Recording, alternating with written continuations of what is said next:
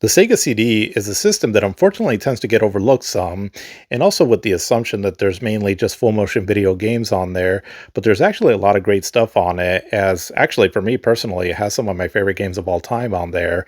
And while there wasn't a whole lot of games that I felt that truly took advantage of the CD technology, there was still definitely some that are just fun to play overall, or even some, right, that were giving us a glimpse of what CD technology could bring as far as with the expanded memory, music that was CD quality, and also with some extra effects like scaling and rotation. So some of the Sega CD games that really try to push the hardware were somewhat close to what we would eventually see in in the later fifth generation systems. But there's the library wasn't too huge on must play games, there's definitely some that I feel truly are and worth experiencing. Unfortunately, the Sega CD can tend to be pretty expensive if you're seeking out the games for it. So a lot of these might be best to just try to find other means of playing them. But these are some that I feel, well, these are my top 10 that I feel are absolutely worth your time to play if you can get a hold of them one way or the other. They, I feel, are, while not all of them are as far as like what the Sega CD could do as a demonstration of, what the Sega CD could do, they're still really good games, and several of them were exclusive to the Sega CD, and even on some cases, some of them that never left the platform either. So if there's any other games that you feel should be in here, definitely let me know. But here are the ones that I feel personally are my favorite top 10 games on the Sega CD. Coming in at number 10, I have Mansion of Hidden Souls. So I'm not, again, too big on full motion video games. I mean, there was like Sewer Shark and all that I got some kind of enjoyment out of, or Night Trap also, but that's just mainly more for just how cheesy they are. But this one here, it's I guess a bit like a full motion video game, but it's not actually using like live video, like real life footage. It's more computer CGI graphics that it's using. And now at the time, this was pretty revolutionary, as we were starting to see things like Toy Story and as far as movies goes and all that. So it was barely being introduced. It was still kind of a big deal when you would see them and just how cool they looked at first. And so this game, while the CG is definitely grainy as heck, the Sega CD's video it didn't just have a lot of, it had low resolution basically, why you would see the full motion video so grainy. But the story to the game though was actually very immersive, and it's not a long game. There's not a whole lot of gameplay either to it, but it was one of those games that started showing me that video games can be more than just simple platformer or even just an RPG and all that. They could be more very story driven. And I mean, I guess the closest thing I can compare it to now would be something along the lines of like a walking simulator, or for some reason when I was playing the game, What Remains of Edith Finch, if anybody has ever played that, it reminded me a lot of that. And where the story, it's not like really creepy. It's more, I mean, there is a bit of the atmosphere about it and all that makes it a bit unsettling, but it's not too scary. But there's a certain supernatural mystery to it and all that. I got really involved in the story that it's telling. And as you're going through this mansion and just trying to solve puzzles and kind of figure out the mystery that's going on here, the way it ends, actually, I thought was pretty cool. And so it's almost like, I would say, like as if you're watching like a movie or so, and where it's not that long, but you get a pretty cool experience overall with it. And so again, that's where I just started. It was one of the games right back then and all early on in the fourth generation that started showing me that just how immersive games can be, added with the voice acting, the imagery, the music and all. It definitely made it for something that was just a cut above from what you would see. Just it was like creating its own genre basically. And I definitely recommend to play this if you can appreciate what we know now more like walking simulators and can get over the kind of grainy graphics on it. The nice thing about it though, that it is in widescreen though, so at the very least you get a pretty wide panorama picture, right, of your overall environment on it. And after playing this game too, also, it sort of prepared me for the kind of game that we would get used to later on with things like Resident Evil and all, where you're exploring the mansion and finding out the mystery there, and it's a bit kind of on the creepier side of gaming. But yeah, a game that I do recommend playing, if even if it hasn't aged all that well, but I still feel like it's fun to go through still. And at my number 9, I have Robo Aleste. I don't know if I'm pronouncing that right. Robo Aleste. I'll just go with Robo Aleste. If I'm saying it wrong, correct me. But this is a top-down shoot 'em up game, and it's developed by Compile, who they've been known to do a lot of great shooters. So everything from the Musha, I believe. Power Strike, I want to say, the game on the Sega Master System, and I want to say I think also games like Blazing Lasers, and also they're very well known for doing these vertical shooters. And while I generally prefer more side-scrolling shooters, there's been some vertical ones though and all that I really do like, and this has probably been one of my more favorite ones. Now Musha I never really played on the Genesis until just somewhat recently, but I haven't beat it yet. But this is the game that I owned back in the day, and so really got into this one back then and really appreciated it. It's got its sort of cheesy little story to it. Again, with a lot of CD games, they're trying to add acting, cinemas, and all to, I guess, justify the putting it on a CD. And the story that it has to it, it's kind of cool, but it's just really corny acting in it. But it's still fairly immersive and all, where it gets you into the overall plot of the game, I guess.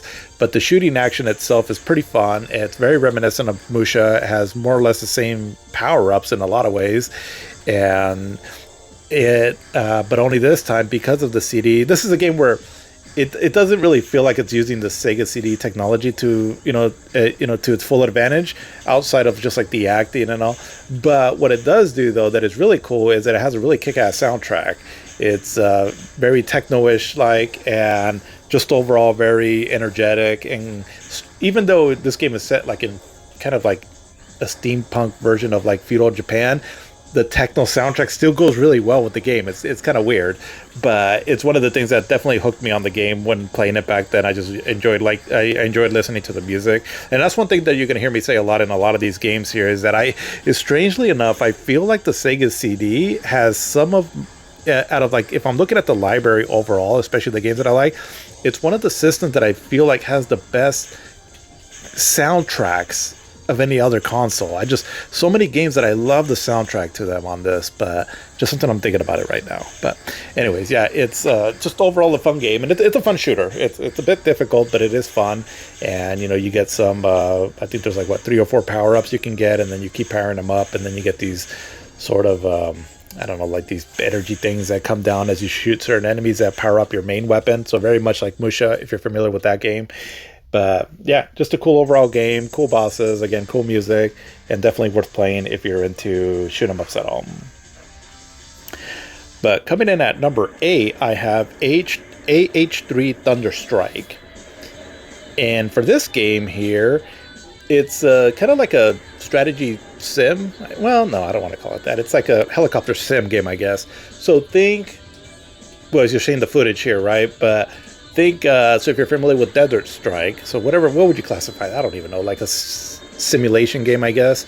But that game where it had an isometric view as you're maneuvering this helicopter around to complete certain objectives, this one was done all through the perspective of inside the cockpit of the helicopter, but more or less kind of the same style, where you get a mission, you have to carry it out, you have to blow up certain targets, and so that's generally going to be the majority of the missions.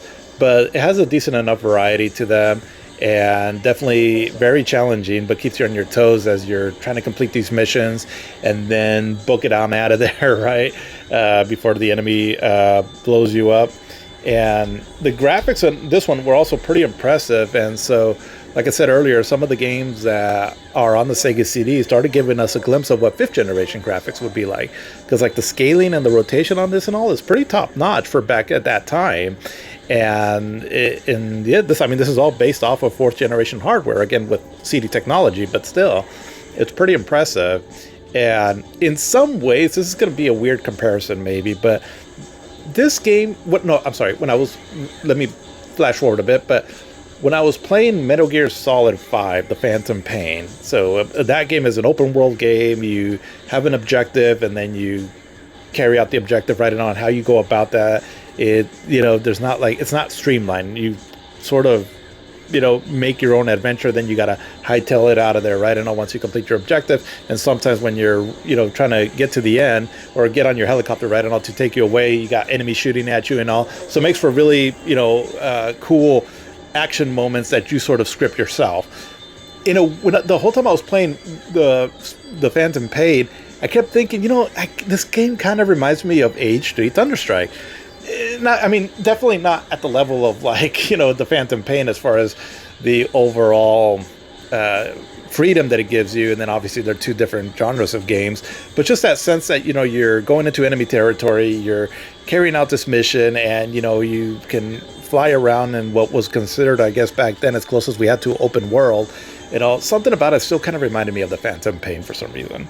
But yeah, definitely a good game. It's a good showpiece for the Sega CD also, if you wanted to see what it could do at that time. It's got a cool classic rock soundtrack. It's, after a while, the music does get a little, not annoying, but just, it just kind of hums in the background. But initially, at first, when you hear it, it goes pretty well with the action. But yeah, just a fun game, and it's a long one too, so you'll be here for a while. And granted, the missions do get a bit repetitive after a bit, but I still had a blast with this game back then, and feel it's definitely one of my top favorite Sega CD games. But coming in at number, 7, I have Flink. I think it's called, the full name is The Misadventures of Flink, I think, actually. I'm not sure. But so Flink is an interesting one. So this is a 2D side-scrolling platformer, and you control this kind of like a little wizard apprentice, I guess, and what's cool about it, so it's a platformer, so it has your typical, jumping on platforms, jumping on enemies' heads and whatnot, but it also has this alchemy system in it where if you collect certain items, you can combine them to make another item or also help you progress in certain parts of the game. And I thought that mechanic was pretty clever, and the platforming overall is pretty good. It does take a little bit of getting used to because he kind of moves like Sonic in the sense that he starts off slow, and then as you keep moving, he picks up speed. And so sometimes when you're trying to jump on enemies' heads, very precise movements like Mario, it can be a little tricky at first, but you do get used to it, and it ends up being a really fun platforming game. It's pretty long too also. I remember I did beat it back in the day, and it took me a bit to beat it. But it's really fun. Again, the alchemy system is really clever, and just a really nice looking game, and has some pretty cool effects too as well. And so what I recall of this game, so it was developed by Psygnosis, but published by Vic Talkie. And I remember, at least from what I read in the magazines back then, so this game was coming out on the Sega Genesis, and they were raving about it, that it was like, wow, this, for a Sega Genesis game, it's really colorful, really nice detailed characters and backgrounds and all, and cool special effects and all, but they complained a bit about that the music was very kind of ho-hum, right? It wasn't anything too special. But it was only in Europe, I believe, that that game came out in the Mega Drive, maybe in Japan, I'm not sure, but Psygnosis being in Europe, my understanding. But eventually, I just remember in one magazine, out of the blue, they reviewed it. We're like, oh, this game just dropped in our office, and apparently Vic Talkie picked up the game for an American release. And so pretty much the same game on the Sega Genesis, from what I understand, but with CD quality music. And the soundtrack to this is actually really nice to listen to. It's very fantasy-like, very whimsical, and really fits the game like a glove.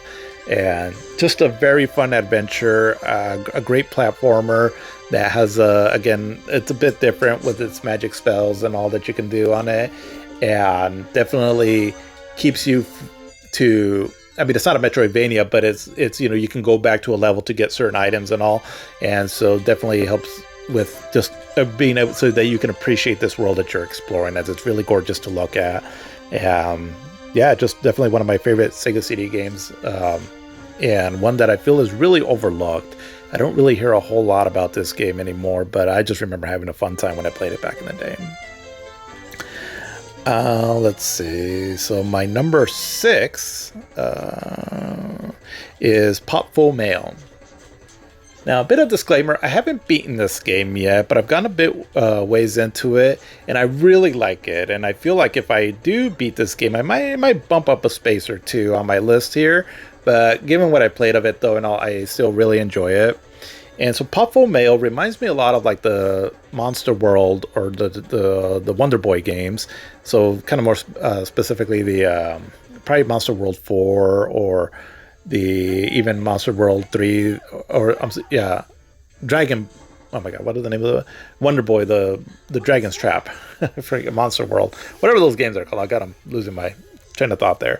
But basically, it's a side-scrolling kind of like an action RPG game, and you collect money, you can buy items on it, get magic spells, and has its story to it, which is kind of silly, you know, from what I've played of it, but still very fun.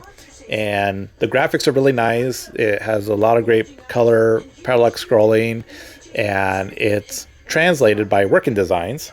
So they were the ones that did the Lunar games, which means that it's a really great translation as far as, you know, the not a lot of like grammar errors and things like that. But it does come with some of that modern, well, at least for the time, modern humor that for some people it can be a little out of place.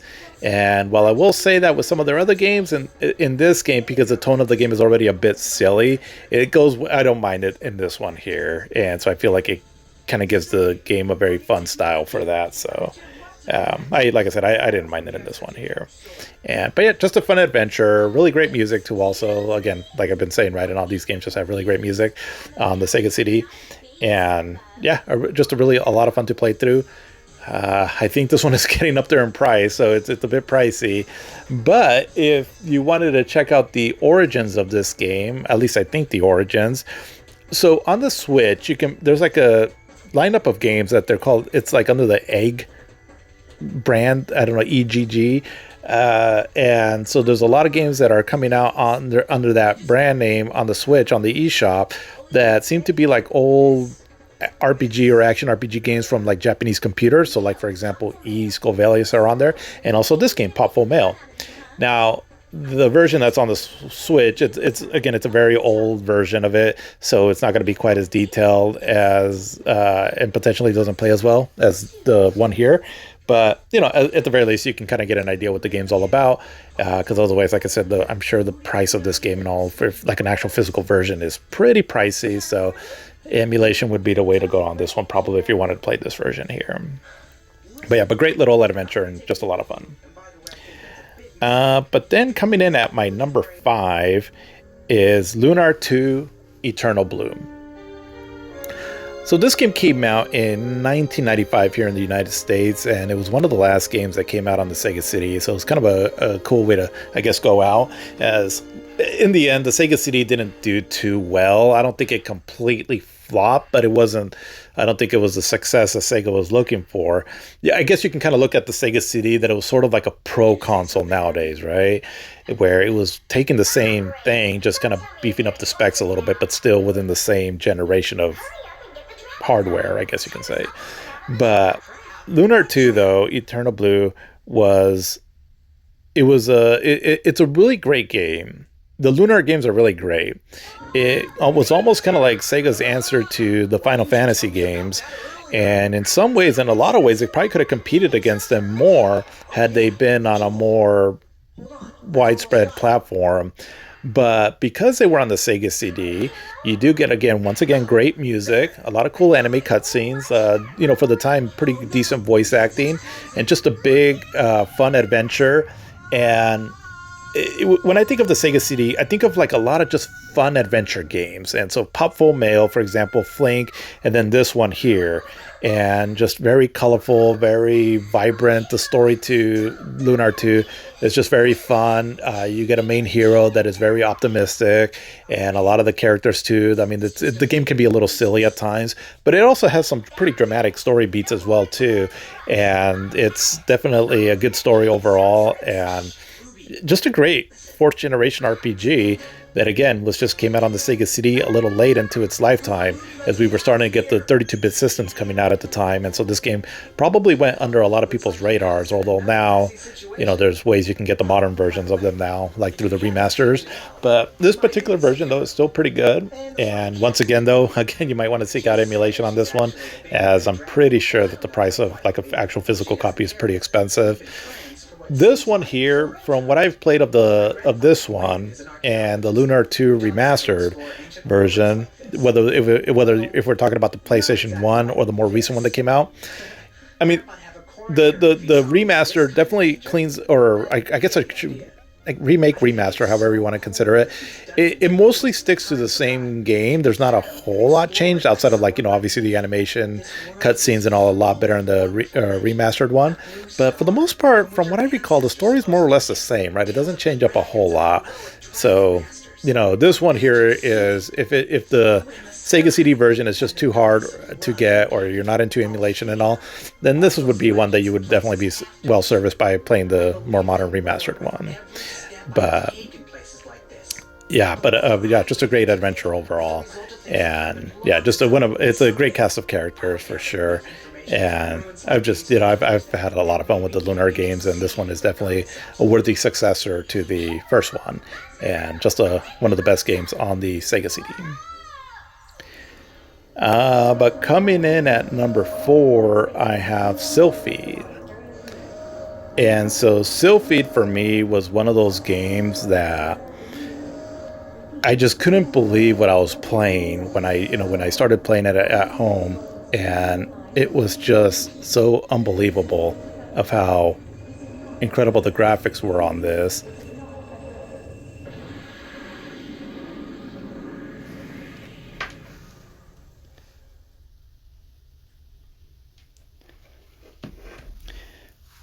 As the sorry, little my bad, the little audio glitch there. But yeah, just it was just so unbelievable seeing these polygonal graphics, and just the way the camera rotates and all the set pieces in the back. And so I'm using the term set pieces, right, as we're used to that now, but back then, just seeing all the incredible things going on in the background and all, I mean, it doesn't really affect the gameplay. Well, it kind of does in a sense, because some of the big lasers that are coming down at you, it's like these spaceships are being blown up and all can hurt you, or like in the second stage with the asteroids coming towards you, right, and all, they can hurt you. So in a way, yeah, it does kind of affect the gameplay, but at its core, it plays a lot like just a typical vertical shooter. But it is definitely heightened by the graphics, by the music and all that, really, with the, I guess you can say at the time, the higher production values, or the graphics and all, really gave you this extra sense of like scope, and that really made the game impressive to play. As I mean, the graphics on this at the time were just truly stunning, and I was really impressed with this game back then, where again, I was more of a Sega kid, and so I didn't have Star Fox, because these games came out roughly around the same time. But I didn't have Sylphid, but I was borrowing the game right on our Sega CD that we had. We borrowed it from a friend, and this was like our game, right? And that we had to really impress us with what we were starting to see polygonal graphics at home. As we were we were seeing things like that in the arcade, but to see it at home, it was pretty impressive. And although this game, what I understand what they did with the backgrounds is that I don't think it's all running in real time. I think it's almost like it's streaming like a video footage, I think. So it makes it look, more impressive than what the hardware could probably do natively, I think.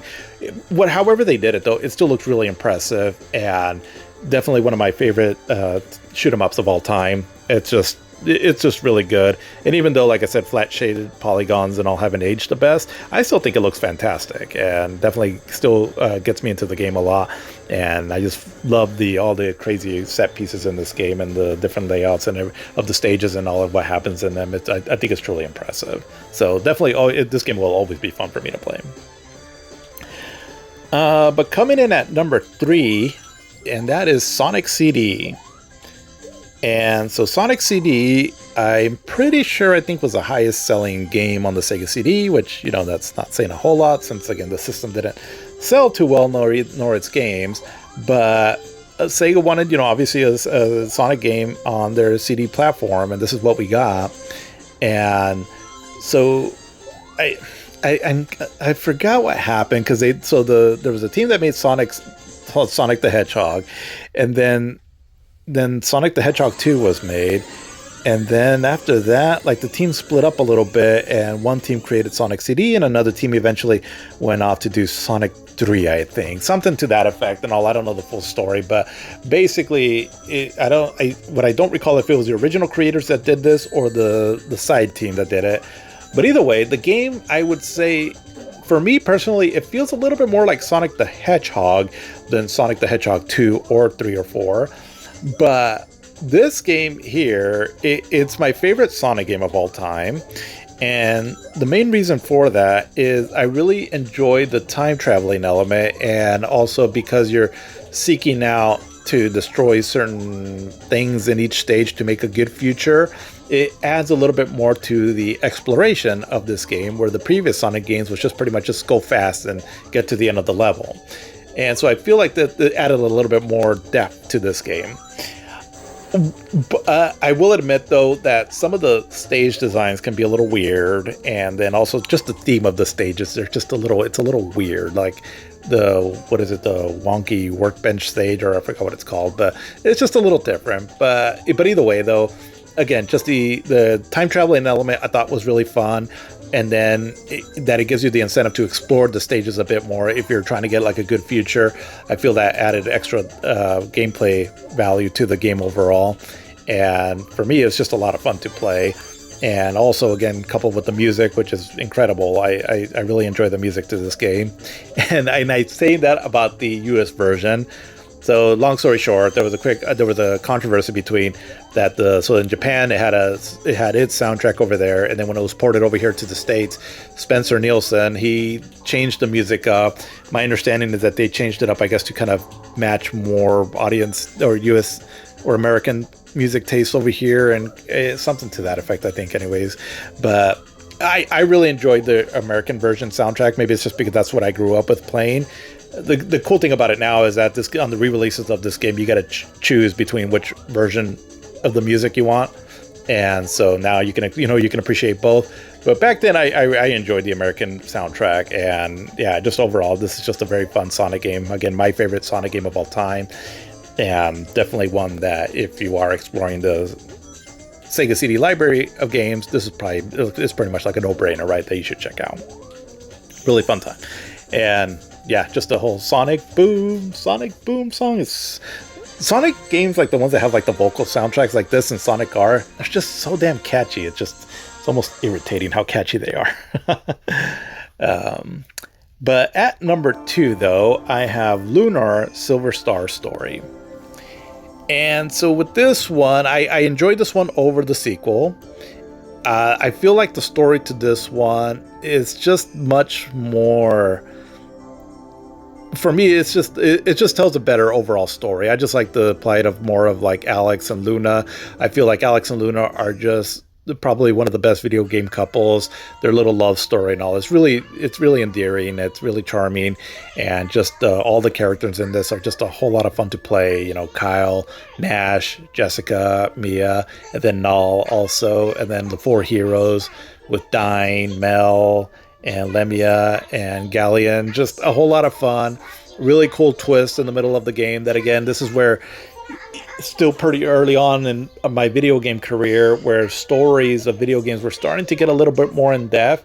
And so when certain things happened in this game, I was really just stunned by how dramatic they were. And then it's like, oh, we're telling like stories now, like an actual, like almost like in a fantasy novel and all. So I thought that was really cool. And it felt like for me at the time that Lunar was going to be Sega's answer to Final Fantasy, but there was only 2 games that came out on a Sega system, but it had kind of a similar style. The graphics almost kind of look a little similar. I mean, the battle system is turn-based, but it doesn't have like the ATB, for example. But I don't know, something about the game it felt a lot like Final Fantasy games were back then, and But yeah, I mean, we got two incredible games on the Sega CD, and this one, like I said, it's just I had so much fun with this game, and the music to this, again, another CD game that I'm just gonna rave about the music, that it was just so well, and it's one of my favorite soundtracks of all time. There's times where I listen to the music in this game and it just takes me back to my childhood. Well, let's see, I guess I was already like a teenager at this time, but it just takes me back to that time and helped me get over like a kind of a rough period in my life at that point. So whenever I play this game, it just floods me with so many memories and a lot of nostalgia. And it's one of the most beautiful games I've ever played, and not necessarily, I mean, the graphics are decent for the time, but just a story to it. It's very, almost has almost a bit of that kind of Disney quality where it's very kind of simple, but very heroic and something that everyone can get into. And, but has like the cool animated anime characters. And like I said, it's just a cool overall story. One of the best last segments of a game. I thought the way that was done was really well done. Again, the music is just so beautiful. And this is one where if you really like the Lunar games, so if you never played it before and you like this one, this is one where I would also recommend playing the remake slash remaster. Or if you are playing the remake slash remaster, I do recommend going back to this one, because I feel like, because the remake slash remaster, it adds some new elements to it. So this is more of a dramatic change than, say, like Lunar 2's remaster was. But some of the changes for the most part is better. But something about the Sega CD one, though, that I really like too also, and sometimes in certain ways I prefer. So I would say if you really like the original or the remaster, still try to give this one a shot. It's just unfortunate, like I said, right, it's stuck on the Sega CD, this particular version. And also one of the main reasons too is because of the soundtrack. So they have two very different soundtracks, the Sega CD one and then the remaster one. And I prefer more of the music on the Sega CD one too. I feel like it just gives the game a certain atmosphere and vibe about it that the remaster one just doesn't quite capture. And so that's why this particular version, while I don't hate the remaster by no means, I actually really enjoy it. This one still holds a very special place in my heart, and just absolutely adored this game. And just one of my, it's up there as one of my more favorite games of all time, but it's just definitely one of the more important games for me, just for what it stands for, when I played it, what was going on with my life at the time, and just an amazing game. But coming in at number one for me, when I think of my favorite Sega CD experience, it's Snatcher. And so Snatcher, it's not a lot of gameplay. If you don't know what it is, this is a game, it's one of the earlier games from Hideo Kojima. And so he's, known for Metal Gear Solid games and then also the more recent Death Stranding games. But here's a game that I felt that, I think it's probably his first game where he really got to stretch his legs as far as trying to tell like a really in-depth story, because he was a bit limited with what he could do with Metal Gear Solid, because I think Metal Gear Solid came out, or not, I'm sorry, not Metal Gear Solid, just Metal Gear. I think that came out before Snatcher, I'm not quite sure, but either way, this is a game that, because the story to this is very in-depth. It has a lot of like lore and things you can read up on that fleshes out the universe a lot. Like early on in the game, you get access to this computer system called Jordan. And when you start diving into it, it has like all kinds of things that you can read up on, right? Like the history of the world, what certain things mean, the politics of the world you're living in. So the game takes place in this fictional city called Neo Kobe, which is more or less Tokyo in Japan, only where there's a lot of immigrants there and all that have migrated over here. And the story overall, without giving away too much, because the big focus of this game is the story, is that it really is, it kind of wears it on its sleeve, inspired by the Terminator and Blade Runner. Very much so. But being a huge fan of those two properties, this game just spoke to me in all kinds of ways, and I just absolutely love it. And it's with the main character Gillian Seed, he's a lot of fun. He's very charismatic, and I'll almost think of it like almost like a Nolan North in a cyberpunk setting. Is kind of his personality, what it kind of reminds me of. But just a great cast of characters and just an amazing story that it's you're a snatcher, almost said a Blade Runner. You're a junker, and you're basically like a special police force that is out to seek out these snatchers. And so what they are humanoids that are like androids though, and so you're out trying to track them down as you're trying to solve a mystery. And that'll be enough of what I'll say on the story, because a lot of the enjoyment of this game is, going through the story. Because that's the one thing though, is that's basically it, right? It's you select some options as it advances the story forward, but it doesn't have a whole lot of gameplay outside of some like shooting gallery kind of areas, but those are really limited, and then they're not that long. But everything else is just making choices that advances the story. So if you're used to like kind of point and click games, or like some of those early computer games, like Maniac Mansion or things like that, where you select something and then you make certain choices and then it helps you advance in the game and all. But the story is just so well written that it'll definitely keep you hooked. It's not a terribly long game, so so you can kind of almost see it like you're watching like a season of one of your favorite shows. But it's just a lot of fun to play through, and this is the only official American release that this game ever got. Which is why this game is highly expensive, and this is one that I really wish they would re-release, but it's one that's stuck on the Sega CD, and that's another reason why I have it on this list here, and all, because it's very much, for me, even though it came out originally on one of the PC computers in Japan's, it's very much for me a Sega CD game though, because again, it's the only official version we got over here. And yeah, I really wish they would re-release this game, but yeah, it just is what it is, I guess. But either way, if you have a way of playing it, definitely check it out. Runs great on emulation, so that'd be an awesome way to play it too. And I think that if you like Hideo Kojima's kind of more eccentric storytelling style, you definitely get this game was kind of like planting the seeds of that style, right, that eventually he would go on to do in Metal Gear and in the Death Stranding games. And yeah, it's a great story for its time. Pretty decent acting, and again, great soundtrack. A lot of cool Konami references to the game. There's one area where you go into this bar, and there's like just a lot of cool people dressed in costumes of a lot of classic Konami characters that I thought was a lot of fun. But great game, one of my favorite games on the Sega CD, and just a lot of fun to play through. But that's what I got for this system here for the Sega CD. Hope you enjoyed this. If there's any other games that you enjoy on the Sega CD, feel free to let me know. There's some others that I really wanted to include on here, but just wanted to keep this list to just 10. But these aren't the only 10 good games on the Sega CD. There's definitely some other ones out there, like off the top of my head, the Terminator, Bay, if you can enjoy like full motion video games like Time Gal, Cobra Command, Road Avenger, I believe. Batman Returns CDs, it's kind of cool to look at too, also Soulstar. But yeah, the Sega CD definitely feel like it was an underrated system, and there's definitely some cool games to play. So hopefully at least this gives you a taste of what the Sega CD's library is all about. Till the next.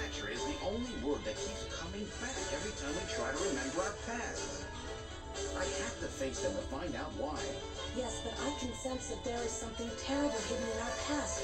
And if we remember it, it will destroy us. Jamie.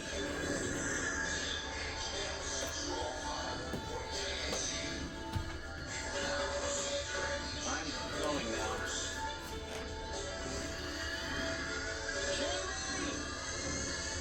What?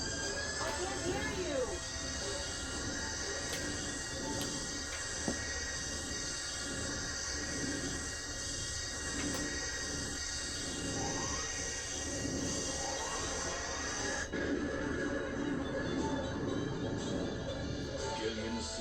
Estimated age 31. 3 years ago, he and his wife Jamie Seed are taken into protective custody in the Siberian Neutral Zone by the 17th Siberian Investigative Force.